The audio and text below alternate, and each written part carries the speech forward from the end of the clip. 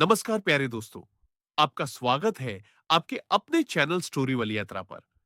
आज हम आपको सुनाने जा रहे हैं एक ऐसी कहानी जो हमारे जीवन की सबसे बड़ी सच्चाई से जुड़ी है कर्म का फल। ये सिर्फ एक कथा नहीं है, बल्कि एक आईना है जो हमें दिखाएगा कि इंसान जैसा बोता है, वैसा ही काटता है। इसलिए कहानी को ध्यान से सुनिएगा और दिल से महसूस कीजिएगा। बहुत समय पहले की बात है। उत्तर भारत के एक छोटे से राज्य में एक किसान रहता था। उसका नाम था माधव। माधव मेहनती था, लेकिन जीवन ने उसे कभी आसानी से सुख नहीं दिया। सुबह सूरज निकलने से पहले खेतों में हल लेकर जाता, रात देर तक काम करता, फिर भी उसके घर में अक्सर अभाव ही रहता। पत्नी गौरी और एक बेटा था, नन्हा नीलू। गौरी अक्सर शिकायत करती, इतनी मेहनत करते हो माधव, लेकिन हमारे हिस्से में गरीबी ही क्यों है? माधव हंसकर कहता, गौरी, ईश्वर ने जैसा लिखा है वैसा ही मिलेगा। हमें अपना कर्म करते रहना चाहिए। लेकिन भीतर ही भीतर वह भी कभी कभी टूट जाता था। एक दिन गांव में एक साधु आए। गांव के लोग उन्हें घेरे खड़े हो गए। सब उनके प्रवचन सुन रहे थे। साधु ने कहा, मनुष्य जैसा कर्म करता है उसका फल उसे भोगना ही पड़ता है। कर्म से कोई बच नहीं सकता।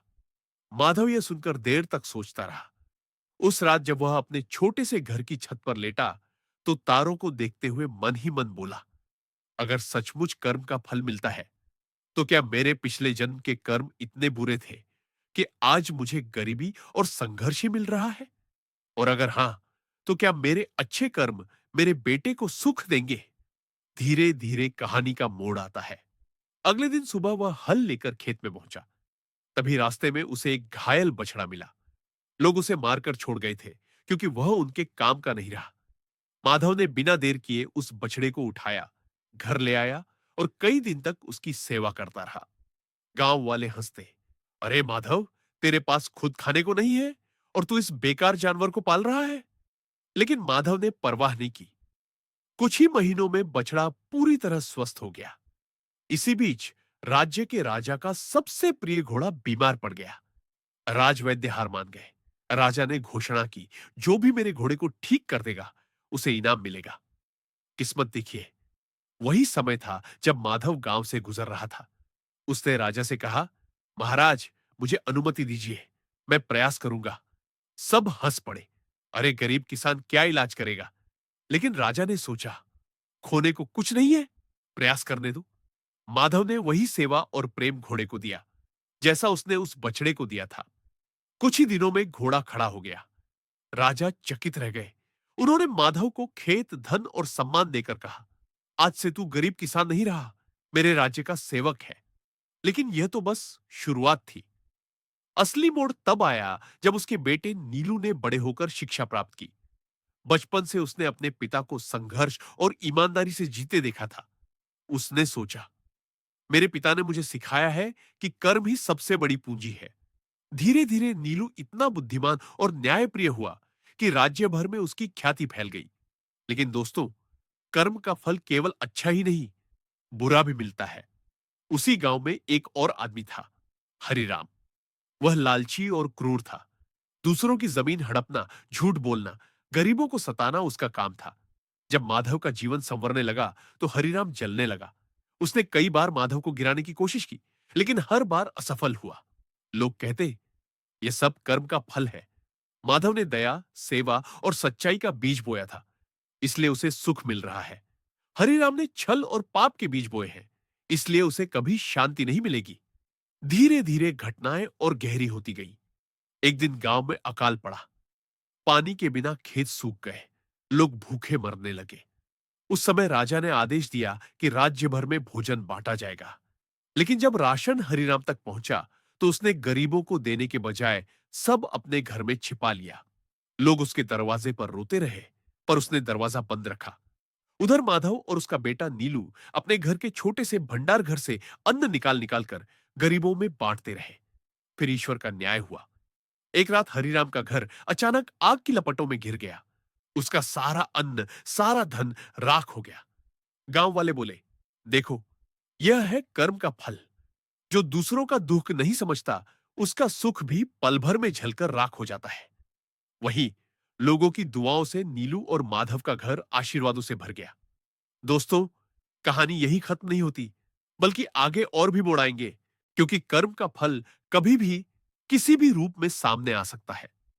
अकाल और आग की उस घटना के बाद पूरा गांव जैसे जाग गया था। लोग अब कर्म और ईश्वर के न्याय को अपनी आंखों से देख चुके थे। हरिराम, जिसने हमेशा दूसरों के दुखों का मजाक उड़ाया था, अब खुद भूखा प्यासा भटक रहा था।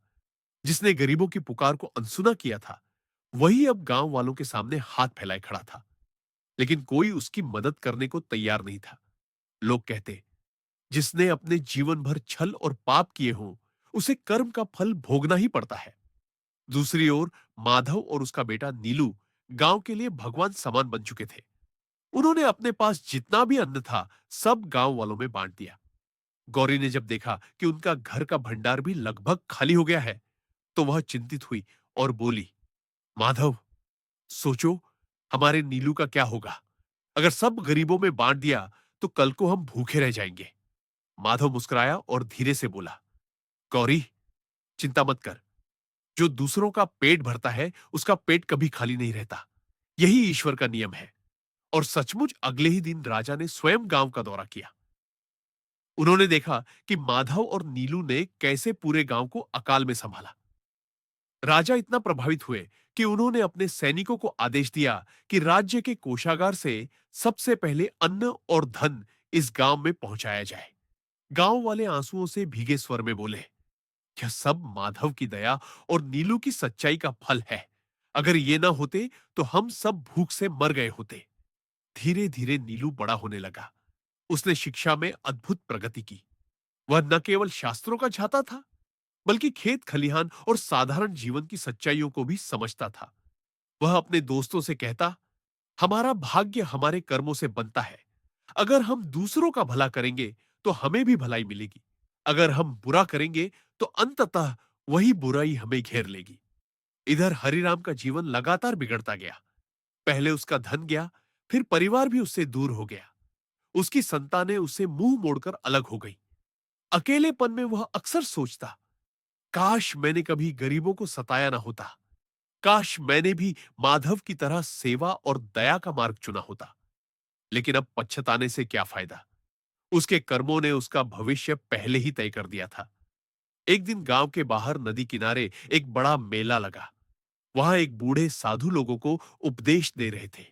उन्होंने कहा, मनुष्य के तीन आरण होते हैं।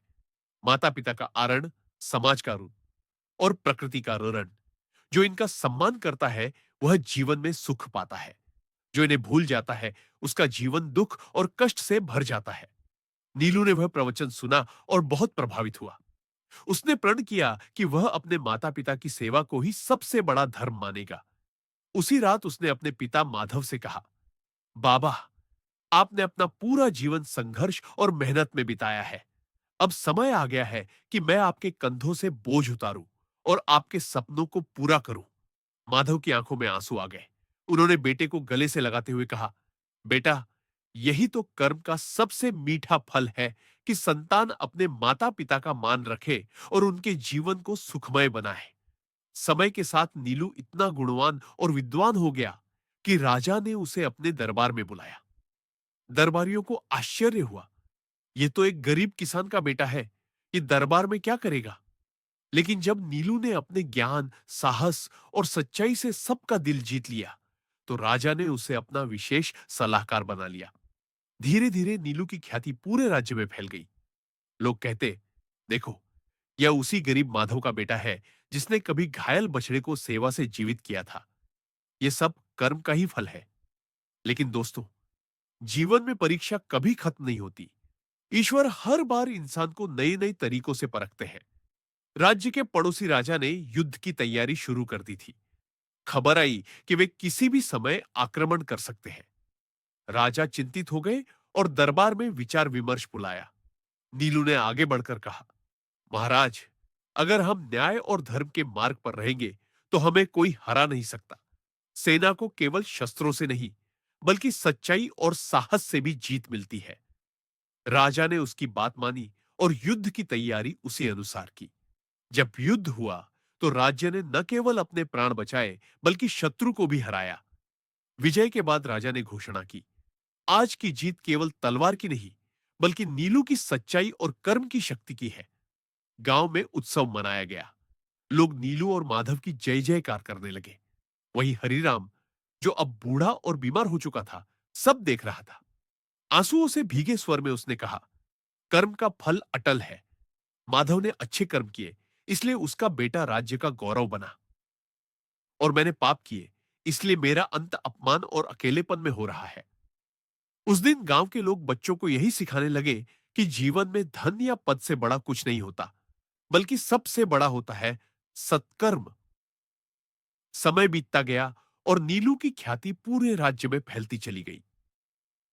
लोग उसे न केवल विद्वान और न्यायप्रिय कहते थे, बल्कि उसे ईश्वर का दूत मानते थे। उसका हर निर्णय लोगों के लिए प्रेरणा बन जाता। लेकिन जीवन में हर सफलता के साथ एक नई परीक्षा भी सामने आती है। एक दिन दरबार में समाचार आया कि राज्य के दक्षिणी भाग में महामारी फैल गई है। लोग मर रहे थे, गांव वीरान हो रहे थे। वहां जाने से सभी डर रहे थे। राजा ने दरबारियों से कहा, कौन वहां जाकर हमारी प्रजा की सेवा करेगा? सब दरबारी चुप हो गए।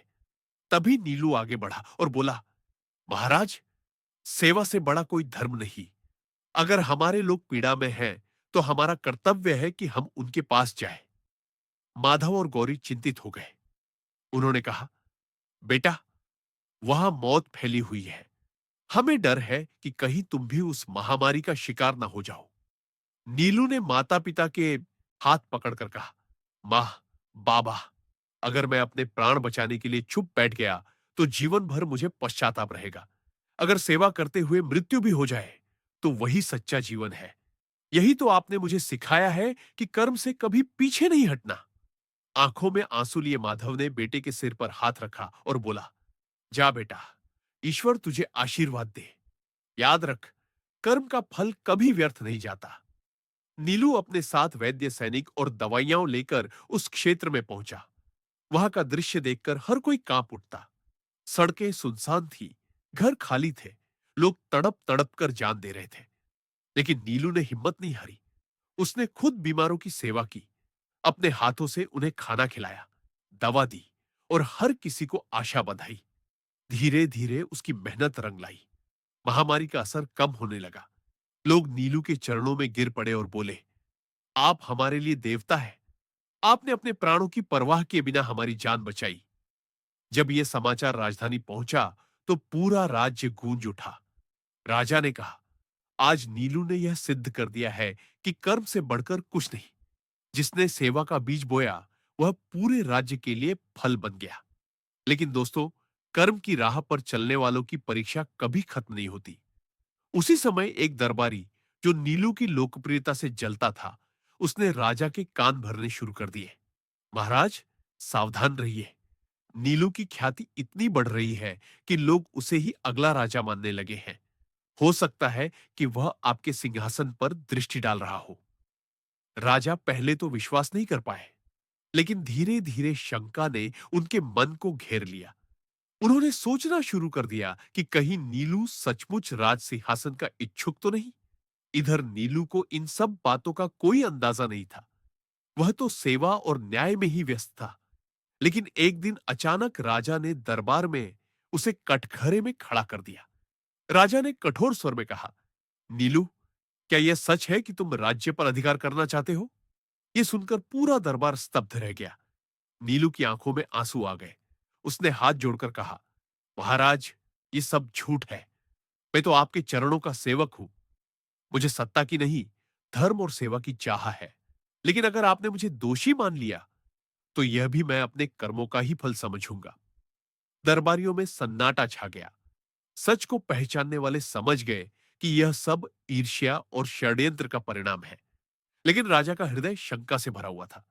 उन्होंने नीलू को जेल में डालने का आदेश दे दिया। गांव के लोग रो पड़े। गौरी और माधव का दिल टूट गया। वे बोले, हे ईश्वर, ये कैसा न्याय है? जिसने जीवन भर सेवा की, उसी पर यह कलंक। लेकिन माधव ने आंसू पोंछते हुए कहा, गौरी, धैर्य रखो। यह भी कर्म का ही खेल है। अगर हमारे कर्म सच्चे हैं तो सत्य अवश्य प्रकट होगा। जेल की कोठरी में नीलू रात भर प्रार्थना करता रहा। उसने सोचा, शायद यह भी मेरी परीक्षा है। अगर मैं निर्दोष हूं, तो ईश्वर स्वयं मुझे मुक्त करेंगे। और सचमुच कुछ ही दिनों बाद महामारी की सेवा से बचे हुए लोग राजधानी पहुंचे। उन्होंने राजा के सामने गुहार लगाई, महाराज, नीलू निर्दोष है। अगर वह न होता तो हम सब मर जाते। वह आपके खिलाफ नहीं, आपके राज्य के लिए जीता है। राजा का भ्रम टूट गया। उन्होंने तुरंत नीलू को मुक्त किया और दरबार में खड़े होकर सबके सामने कहा, नीलू, मैं शर्मिंदा हूं। मेरी शंका ने मुझे अंधा कर दिया था। तुम इस राज्य के लिए आशीर्वाद हो। तुम्हारे जैसे पुत्र के कारण ही राज्य सुरक्षित है। नीलू ने राजा के चरण छूकर कहा, महाराज, मैंने हमेशा यही सीखा है कि कर्म से कोई बच नहीं सकता। अगर मैंने कभी गलत किया होता तो सजा मिलना उचित था, लेकिन अगर मेरा कर्म सच्चा था तो न्याय अवश्य होना था। और देखिए, ईश्वर ने न्याय किया। उस दिन से राज्य भर में यह सीख दी जाने लगी कि सत्य और सेवा का फल देर से ही सही, लेकिन अवश्य मिलता है। इसी बीच हरिराम, जो अब बिल्कुल बूढ़ा और निर्बल हो चुका था, अपने अंतिम समय में माधव के घर पहुंचा। उसकी आंखों से आंसू बह रहे थे। उसने कांपते स्वर में कहा, माधव भाई, मैंने तुम्हें बहुत सताया, तुम्हारे सुख से जलता रहा, लेकिन आज अपने जीवन के अंत में समझ आया है कि सच्चा सुख केवल अच्छे कर्मों में है। मुझे क्षमा कर दो।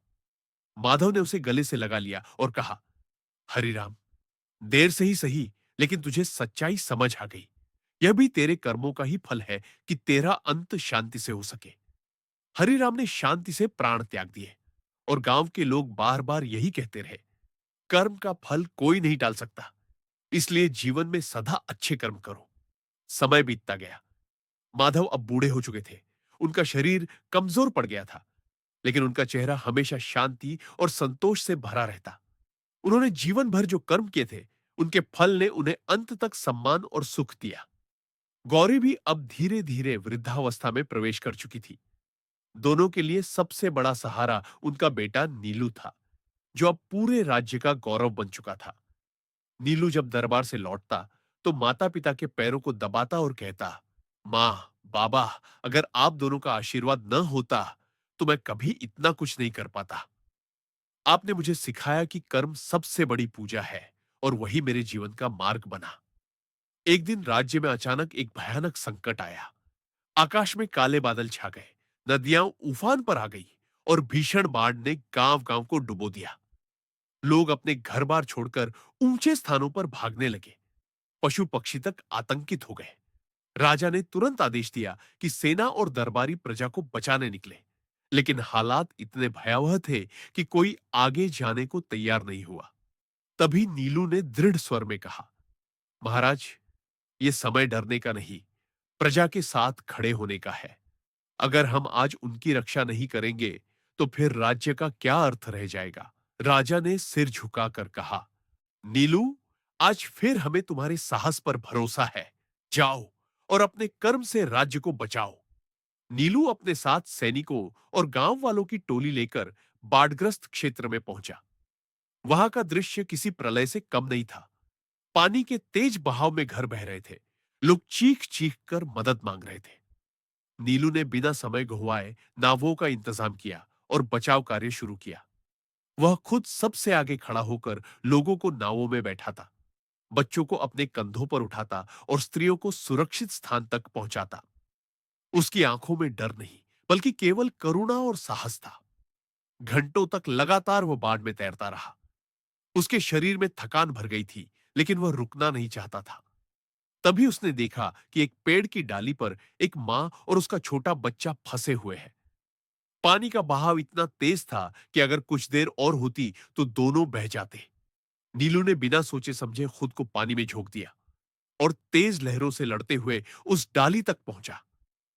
उसने बच्चे को अपनी बाहों में लिया और मां को सहारा देकर नाव तक पहुंचाया। लोग उसकी वीरता देखकर आंसुओं से भर गए। लेकिन उसी समय एक विशाल लकड़ी का लट्टा पानी के साथ आया और नीलू को जोर से टकरा गया। उसका सिर फट गया और वह लहूलुहान हो गया। लोग चीख पड़े, नीलू! सैनिकों ने उसे तुरंत बाहर निकाला। उसका शरीर कमजोर हो चुका था। लेकिन होठों पर हल्की मुस्कान थी। उसने धीरे धीरे आंखें खोलकर अपने माता पिता को याद किया। माधव और गौरी भागते हुए पहुंचे। वे बेटे को देखकर रो पड़े। माधव ने कांपते हुए कहा, बेटा, तू क्यों इतना जोखिम उठाता है? तू ही हमारे जीवन का सहारा है। नीलू ने बहुत धीमे स्वर में कहा, बाबा, मां, याद है आपने मुझे क्या सिखाया था? कि जीवन में केवल कर्म ही हमारा सच्चा साथी है। अगर मैं अपने प्राणों की रक्षा के लिए दूसरों को मरने देता, तो मेरा जीवन व्यर्थ हो जाता। आज अगर मैं चला भी जाऊं, तो मुझे कोई दुख नहीं, क्योंकि मैंने अपने अंतिम क्षणों तक अच्छे कर्म किए। राजा खुद वहां आए और रोते हुए बोले, नीलू, तुम इस राज्य का अभिमान हो। तुम्हारे जैसे पुत्र के कारण ही यह राज्य जीवित है।